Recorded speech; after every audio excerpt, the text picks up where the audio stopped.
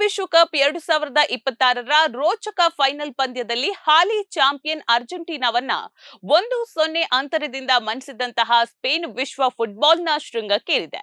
ಪಂದ್ಯದ ಹೆಚ್ಚುವರಿ ಸಮಯದ 106ನೇ ನಿಮಿಷದಲ್ಲಿ ಬದಲಿ ಆಟಗಾರ ಫೆರಾನ್ ಟೊರೆಸ್ ಗಳಿಸಿದಂತಹ ಐತಿಹಾಸಿಕ ಏಕೈಕ ಗೋಲು ಸ್ಪೇನ್ ತಂಡಕ್ಕೆ ಮಹತ್ವದ ಗೆಲುವನ್ನ ತಂದುಕೊಟ್ಟಿತು. ವಿಶ್ವದ ಎರಡು ದಿಗ್ಗಜ ತಂಡಗಳ ನಡುವಿನ ಈ ಕಾದಾಟವು ಆರಂಭದಲ್ಲಿ ಎಚ್ಚರಿಕೆಯ ಆಟಕ್ಕೆ ಸಾಕ್ಷಿಯಾಯಿತು.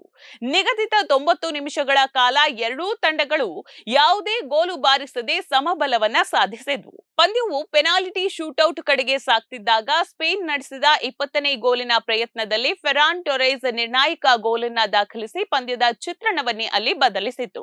ಪಂದ್ಯ ಮುಗಿತಾ ಇದ್ದಂತೆ ಅರ್ಜೆಂಟೀನಾ ಆಟಗಾರರ ತೀವ್ರ ನಿರಾಸೆಯು ಮೈದಾನದಲ್ಲೇ ಆಟಗಾರರ ನಡುವಿನ ವಾಗ್ವಾದಕ್ಕೂ ಹಾಗೂ ನೂಕಾಟಕ್ಕೂ ಕೂಡ ಕಾರಣ ಆಯಿತು.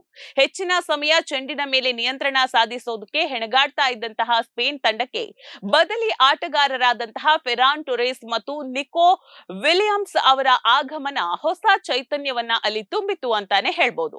ಇನ್ನು ಐತಿಹಾಸಿಕ ಗೆಲುವು ಬಾರಿಸಿದ್ದ ಫೆರಾನ್ ಟೊರೆಸ್ ಸಂಭ್ರಮವನ್ನ ಹಂಚಿಕೊಳ್ತಾ, ಈ ಗೋಲು ನನ್ನೊಬ್ಬನದ್ದಲ್ಲ, ಇದು ಇಡೀ ಸ್ಪೇನ್ನ 47 ಮಿಲಿಯನ್ ಜನರದು. ನಮ್ಮ ತಂಡದ 26 ಆಟಗಾರರ ಅಪಾರವಾದ ಪರಿಶ್ರಮಕ್ಕೆ ಸಿಕ್ಕಂತಹ ಫಲವಿದು ಅಂತ ಭಾವನಾತ್ಮಕವಾಗಿ ನುಡಿದಿದ್ದಾರೆ.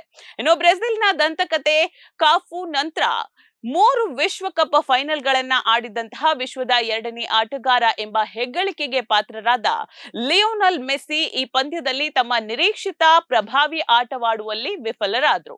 ಕಿರೀಟ ಉಳಿಸಿಕೊಳ್ಳಲಾಗದೆ ಮೆಸ್ಸಿ ಮೈದಾನದಲ್ಲೇ ಕಣ್ಣೀರಿನೊಂದಿಗೆ ನಿರ್ಗಮಿಸಿದ್ರು.